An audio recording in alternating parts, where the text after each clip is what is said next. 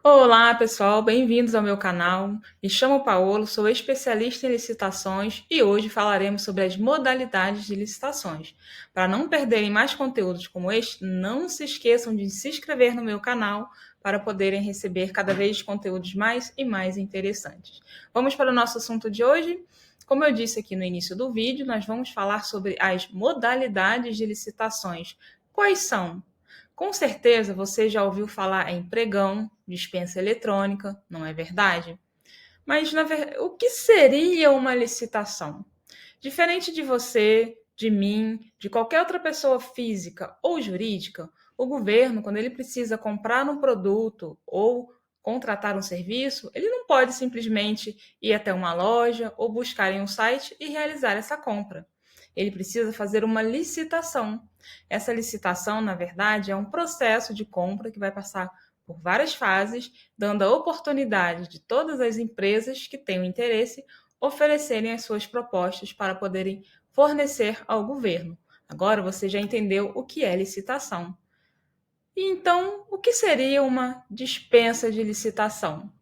A dispensa de licitação, ao contrário do que muitas pessoas às vezes acabam se confundindo, ela não é uma modalidade de licitação.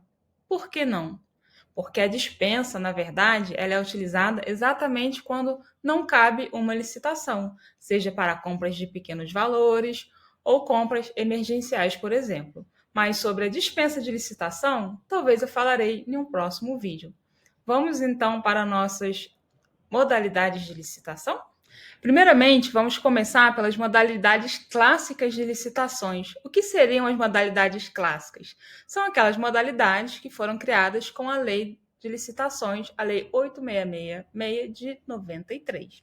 Naquela época foram criadas carta convite, tomada de preço, concorrência, concurso e leilão. Então, no início eram apenas estas modalidades. E como que eram escolhidas as modalidades? Elas eram escolhidas, na verdade, com relação ao valor da compra. Esse era o ponto mais importante a ser levado em consideração pelos órgãos quando eles iam montar um processo licitatório. Por exemplo, se fossem compras para produtos e serviços simples, eles poderiam usar a carta convite se o valor fosse abaixo de 176 mil. Agora, já para obras e serviços de engenharia, a carta convite poderia ir até 330 mil. Mas e quando as compras eram acima desse valor? Aí já seria necessário escolher uma nova modalidade de licitação, que seria a tomada de preço. Então, como eu disse, se o órgão público fosse fazer uma compra acima de 330 mil, no caso de obras e serviços de engenharia, ou acima de 176 mil reais para a compra de produtos ou serviços, seria necessário escolher uma outra modalidade de licitação. Nesse caso, seria a tomada de preço, que poderia ir até a faixa de 1.430.000 para produtos e serviços e até a faixa de 3.300.000 para obras e outros serviços de engenharia. E quando as compras eram de volume realmente muito grandes e passassem desses valores que eu mencionei, ou seja, as compras que fossem acima de 1.430.000 para produtos e serviços, ou de 3.300.000 para obras e serviços de engenharia, aí seria obrigatória a utilização da concorrência. Todas essas modalidades que eu disse até aqui, elas eram presenciais até então, né? Quando foi criada a Lei 8666, as modalidades elas eram presenciais e não havia o que a gente conhece hoje como fase de lance. A empresa apresentava apenas a sua proposta final e participava com aquele valor que estava ali na proposta. Haviam também duas outras modalidades, nessas modalidades ali criadas pela Lei 8666, que era o concurso. Mas atenção, não estamos falando do concurso público para a contratação de funcionários e servidores públicos. Aqui nós estamos falando da modalidade de licitação onde eram escolhidos as melhores peças artísticas ou trabalhos científicos, né? Como foi feito, por exemplo, na obra, na época, quando se foi construir Brasília, para se escolher o projeto piloto. Vamos falar agora da nossa última modalidade criada pela Lei 866, que seria o leilão. O leilão, vocês provavelmente já ouviram falar em algum momento. Nesse caso aqui, o governo ele não está comprando alguma coisa, e sim vendendo. Aqui vai ganhar quem der o melhor lance, aquele que vai querer comprar pelo melhor valor esse item que o órgão está vendendo. Mas e o famoso pregão que a gente tanto ouve falar? Você sabia que o pregão ele não existia lá quando foi criada a Lei de Licitações? Pois é, o pregão ele foi criado apenas em 2002 com a Lei 10.520. O que foi tentado fazer na época da criação do pregão foi simplificar os processos licitatórios, trazendo prazos mais curtos de publicidade, de recursos, entre outros prazos, para que as compras fossem mais ágeis e mais eficientes. Inclusive, uma das maiores diferenças no pregão é que você tem a fase de competição, onde serão dados os lances para que o governo consiga o menor valor, e outra diferença grande entre as modalidades clássicas. Lá, além de não ter a competição, o que acontecia? Primeiro, analisadas todas as documentações de habilitações de todas as empresas que estavam participando. Imagine o tempo que não se levava para fazer essa análise, não é verdade? Já no pregão, houve a inversão destas fases.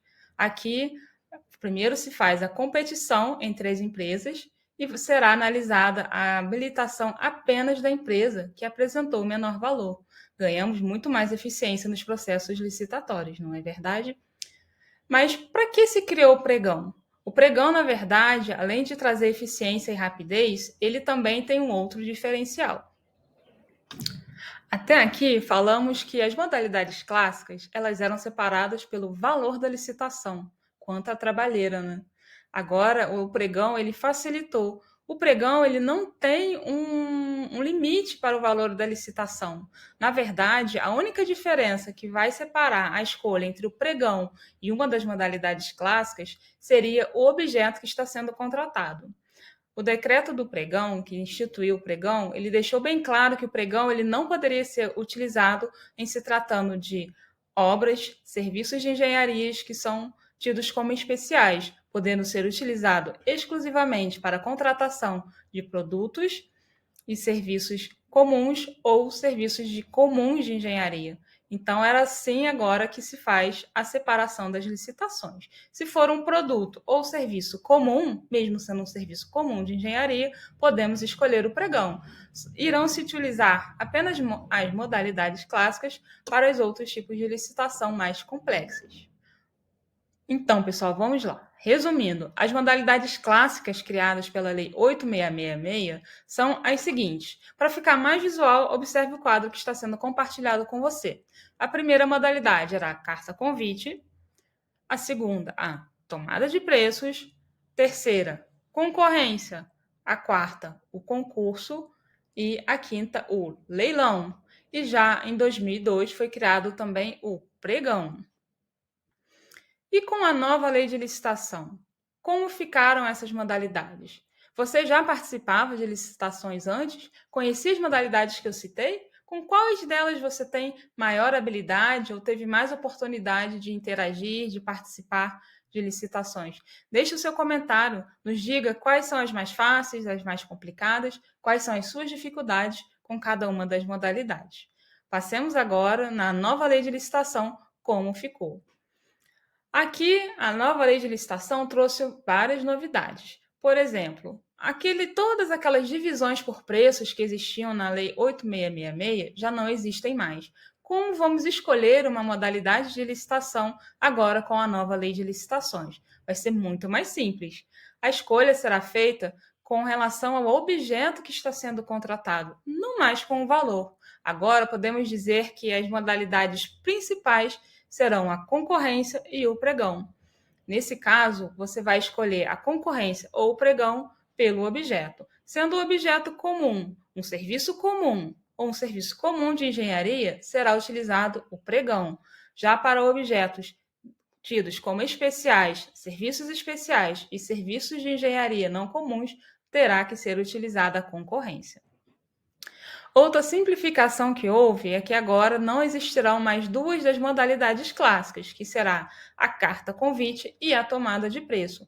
Considerando que a escolha agora é feita pelo objeto e não mais pelo valor, não fazia sentido manter tantas modalidades. E com relação a novas modalidades, será que foram criadas? Sim, foi criada nova modalidade chamada de diálogo competitivo. O diálogo competitivo ele veio para aproximar a iniciativa pública da privada. Quando será utilizado o diálogo competitivo?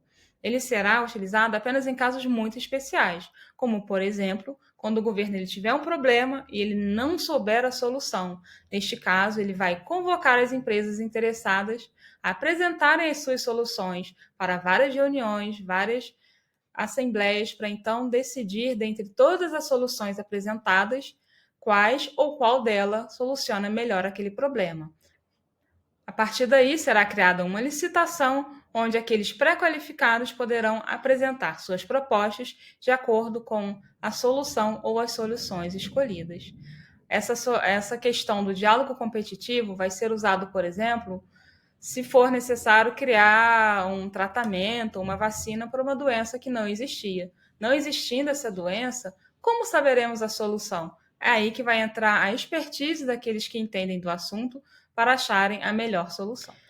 Agora você já entendeu como funcionam todas as modalidades, tanto na Lei 8666, quanto também agora na Lei 14.133. Vamos para um quadro final com as comparações? Está aparecendo na sua tela um quadro comparativo onde você verá como era e como ficou cada uma dessas modalidades. Por exemplo, a carta convite, como ela era na Lei 8666, e agora ela deixa de existir na nova Lei de Licitações. O mesmo com a tomada de preços, que deixou também de existir. A concorrência, diferentemente do que ela era antes, agora ela passa a ser eletrônica também e possui fase de lances. Já na questão do concurso e do leilão, elas continuam inalteradas e continuam sendo utilizadas ainda na Lei 14.133. O pregão também não houve grande alteração aqui e continua existindo e fazendo parte das nossas vidas. Agora, uma modalidade que não existia e passou a existir foi o diálogo competitivo, que será utilizado em situações muito especiais, como já comentei e você está vendo aqui no quadro. Ficou ainda com alguma dúvida sobre cada uma dessas modalidades? O que acha, por exemplo, de ter um vídeo específico sobre cada uma delas e suas particularidades? Deixe o seu comentário se você gostaria ou não de ver este tipo de vídeo, se você tem interesse neste tipo de assunto. Você percebeu que, apesar de ter falado sobre licitações aqui já durante bons minutos, eu não mencionei a questão de menor preço, maior desconto, melhor técnica, técnica e preço? Não são modalidades de licitações? Não, não são modalidades de licitações. Na verdade, esses termos são utilizados quando estamos falando dos tipos de licitações ou do critério de julgamento, que não deve ser confundido com modalidade de licitação. Mas esse, com certeza, será um assunto de um próximo vídeo. Ficou com alguma dúvida? Gostou do nosso vídeo? Deixe o seu comentário, faça suas perguntas. Quem sabe você verá a pergunta num próximo vídeo aqui no nosso canal. Não esqueça também de se inscrever e apertar o sininho para não perder nada do que será compartilhado aqui no nosso canal. Até breve, pessoal!